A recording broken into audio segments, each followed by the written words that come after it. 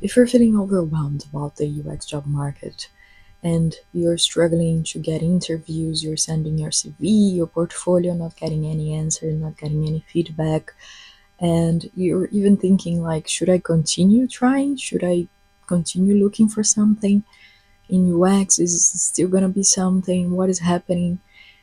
And you're really stuck with your portfolio. You go back and go back and you don't know what to change, you don't know what to do.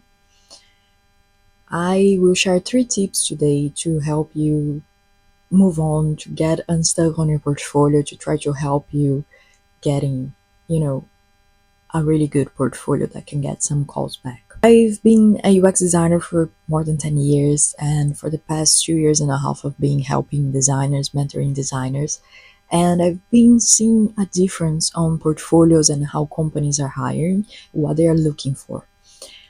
And there is an old way and a new way of portfolios, I would say. So the old way was that you had a portfolio and that included every phase of your process. You're going through the research, the ideation, experimentation, testing, like all of that you had like in your portfolio. And that worked before, but that is not working nowadays anymore. Companies, they don't really need to see all that process. Companies are looking for how you think, how you solve problems as a designer, and why that changed. And I think a lot of it is because AI can execute a lot of the things that before we as a designer were executing. And because of that, is more like they want to hire someone that is actually good at solving problems and then can bring like some impact and the impact, what I mean is like bring more money to the company. If companies are looking for someone and to understand how they can think and solve problems, that's the focus that you need to bring to your portfolio. And instead of really showing the entire process and showing every detail to show that you know how to do that, show how you think. So the first tip, actually, it goes: before you touch your portfolio, do the internal work. I think the internal work is much underrated, and I think no one is talking about that, and how important it is for you to first do this internal work, understand who you are as a designer, so your portfolio can tell that story. And by defining who you are as a designer, it's really answering the questions of, in your experience. And if you don't have experience, if you're starting out, really look at your life, the things that you enjoy, the things you are good at, where are your skills, what are the things that are really motivated you, what are the types of problems that you like solving, that you go around life and you just like, oh yes, and like you like to talk about those things and try to solve those problems.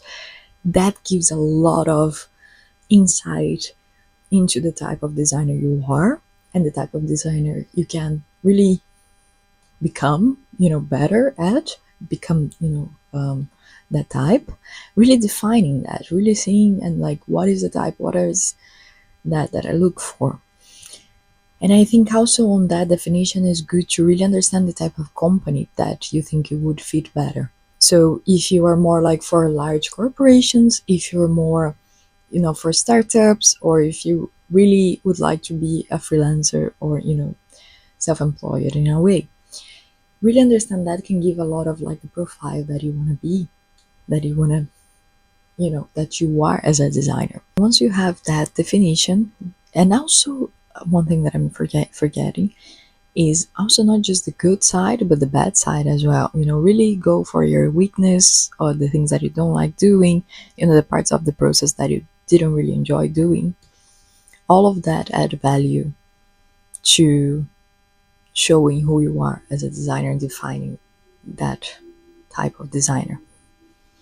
Once you have that, once you have more information about who you are as a designer, really also look for the projects that you have on your portfolio. Now, like, you go open your portfolio and you see, okay, what are the projects that actually you really enjoy it doing? Like, what are the ones that you're proud of? What is the type of work that that was involved? What is really look for traits in all of that to really understand, what is the type of work that you could like spend hours, and if like no one was paying you, what would you do all day?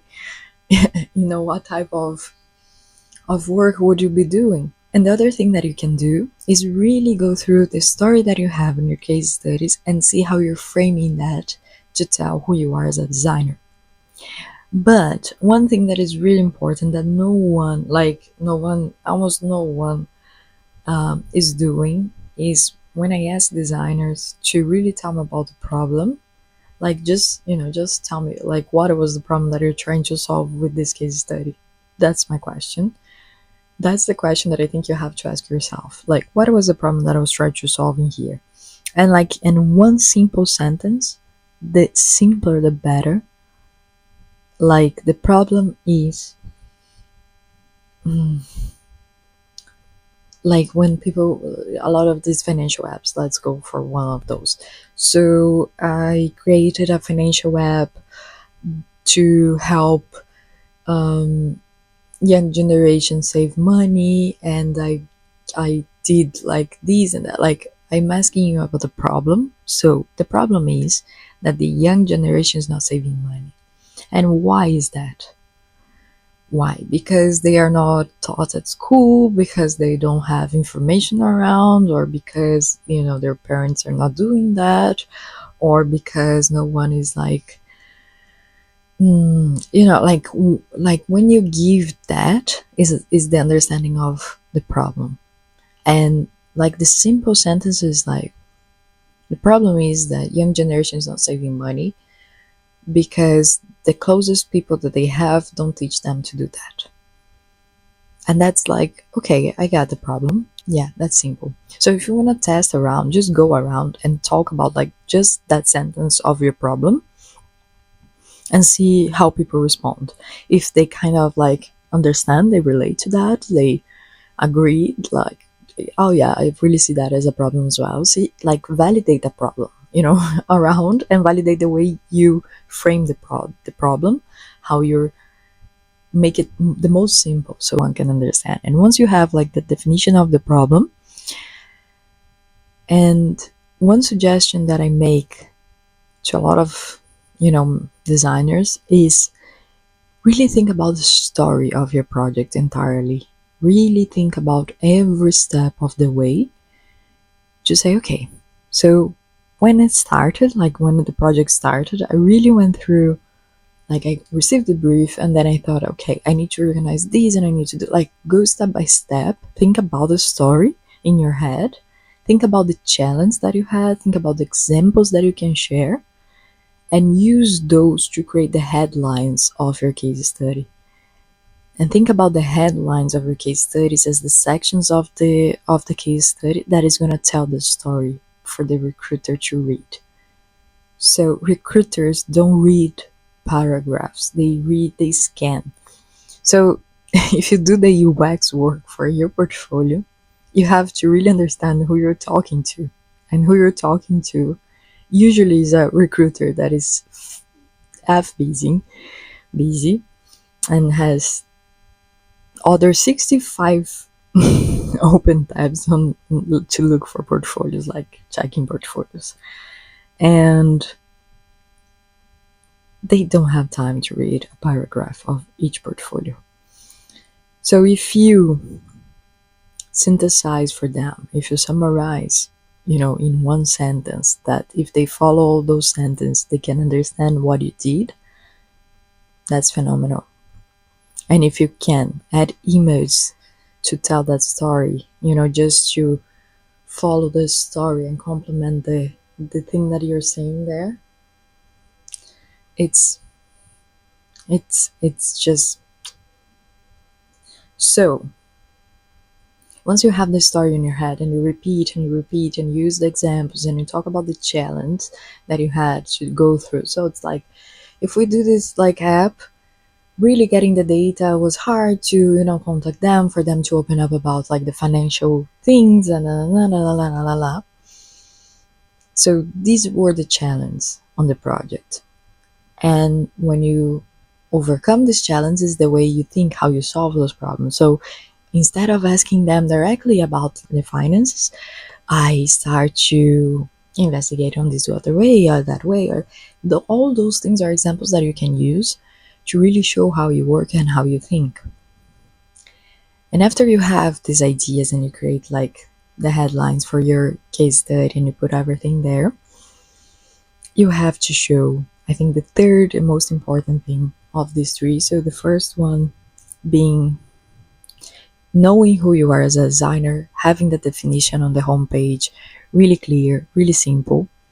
Second one is really using the narrative of your case studies to tell that story of who you are as a designer, showing, improving, that who you say you are, it's here. So you can see the work and the way I think. And the third and most important is showing the impact that you can bring to companies. This is something that almost no designer is showing. And it's really important because no one is going to hire you just because, you do nice. Because it's like you're bringing money to the company. You're like doing something that is bringing impact, that is going to bring more money to them. So you really need to show that. So if you create this financial app, what is the impact? Oh, but this is a concept app. I cannot show impact. I don't, I don't have like anything to show impact. Well, you created because there was a problem, and solving that problem will have an impact. So in this case, you have in the financial app for young people, it will cause them to save more money so they can, afford university, they can afford other things, they can buy, a car, they can have a better life. The impact is in their lives. And for you to do that, like, oh, and how much, like, if you cause that impact in a person's life, if you can help them achieve that, people will download, will pay to have that app. They will want to have that. If your portfolio is failing to show these three things, I am certain that on the interview is going to be really hard for you to also show those things. If your portfolio is already not showing, you're not clear on the problem, on the story of your portfolio, and that may cause you to also not get an interview. But if you get an interview, it's going to be a problem for you to also explain the project on the interview. You really need to be clear about the story of your portfolio, about your story. When they ask you, tell me about yourself, you really need to have a clear narrative and something that stands out to them and something that makes them remember you after. And what is that makes everybody remember after? A good story. If you have a good story of you, of your projects, they will remember. They will be able to tell other people about you because it's like, oh, is that person from that project of, that great. When you have that, you have a really one step ahead of really getting that job or getting that interview. So I hope that is helpful. I really want to share more of these because I have a lot of insights around these. I've been talking to so many designers, I've been seeing the struggles around, and I really want to be helping more and more people. So I want to bring like this kind of like more public. So hope you enjoyed. If you enjoyed, if you have any questions or any comments, please leave them below. I would love to see them. And if you have anything you need help with and want to know more, please leave a comment as well so I can create videos related to that. It would be really nice to see, what you guys thought about this one. And thank you so much for watching. Thank you.